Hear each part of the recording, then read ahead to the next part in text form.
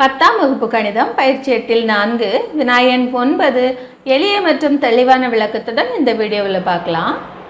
ஒருவருக்கு மின்சார ஒப்பந்தம் கிடைப்பதற்கான நிகழ்தகவு 3/5 மற்றும் குழாய்கள் பொருத்துவதற்கான ஒப்பந்தம் கிடைக்காமல் இருப்பதற்கான நிகழ்தகவு 5/8 ஆகும். மேலும் குறைந்தபட்சம் ஏதாவது ஒரு ஒப்பந்தம் கிடைக்கப்பெறுவதற்கான நிகழ்தகவு 5/7 எனில் இரண்டு ஒப்பந்தங்களும் கிடைப்பதற்கான நிகழ்தகவு என்ன? ரெண்டு ஒப்பந்தங்களை பற்றி இங்கே பேசுகிறோம். ஒன்று மின்சார ஒப்பந்தம், இன்னொன்று குழாய்கள் பொருத்துவதற்கான ஒப்பந்தம். சரிங்களா? அப்போ நாம் ஏஏ மின்சார ஒப்பந்தம்னும் பிஏ குழாய்கள் பொருத்தும் ஒப்பந்தம்னும் எடுத்துக்குவோம். அப்படின்னா கணக்கில் நமக்கு P(A) கொடுத்துருக்காங்க. மின்சார ஒப்பந்தம் கிடைப்பதற்கான நிகழ்தகவு 3/5, P(A) 3/5. குழாய்கள் பொருத்துவதற்கான ஒப்பந்தம் கிடைக்காமல் இருப்பதற்கான நிகழ்தகவு அப்படின்னா P(B) கொடுத்துருக்காங்க 5/8. இதிலிருந்து நம்ம P(B) கண்டுபிடிப்போம். P(B)க்கு ஃபார்முலா என்ன? 1 - P(B) இல்லையா? அப்படின்னா 1 - 5/8. எப்படிமா கழிக்கணும்? 8 கொண்டு போய் இங்கே பெருக்கிக்கணும். அப்போ இது 8, 8ல் 5 கழிச்சிங்கன்னா 3, 3/8ன்னு கிடைக்கும். அதாவது P(B) நமக்கு என்னன்னு கிடச்சிருக்கு? 3/8ன்னு கிடச்சிருக்கு. அடுத்த கணக்கில் இன்னொன்று கொடுத்துருக்காங்க.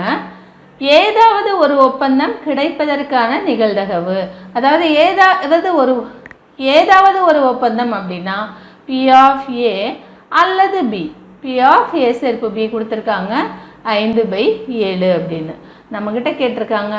இரண்டு ஒப்பந்தங்களும் கிடைப்பதற்கான நிகழ்தகவு, அதாவது P(A) வெட்டு B என்ன அப்படின்னு கேட்டிருக்காங்க.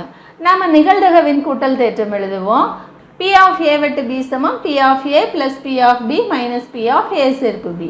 நமக்கு P(A) தெரியுமா பாருங்க, கணக்கிலே கொடுத்துருக்காங்க 3/5. P(B) தெரியுமா பாருங்க 3/8 நாம் கண்டுபிடிச்சிருக்கோம்.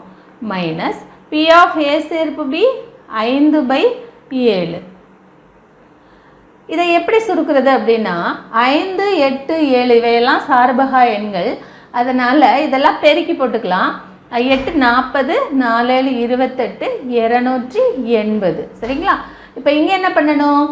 3 8 56ஆல் பெருக்கணும். அப்போ 56 பெருக்கல் 3, 18 கெட்டு மீதி 1, 3 15 1 16, 168 ப்ளஸ் இந்த 3 7 35ஆல் நாம் பெருக்கணும். 35 × 3, 3 பெருக்கல் 35 105. ஸோ இந்த இடத்துல 105 மைனஸ் 8 40, 40 5ஆல் பெருக்கிக்குங்க. 4 20, அதாவது 200. 105ஐயும் 168ஐயும் எழுதி கூட்டுங்க.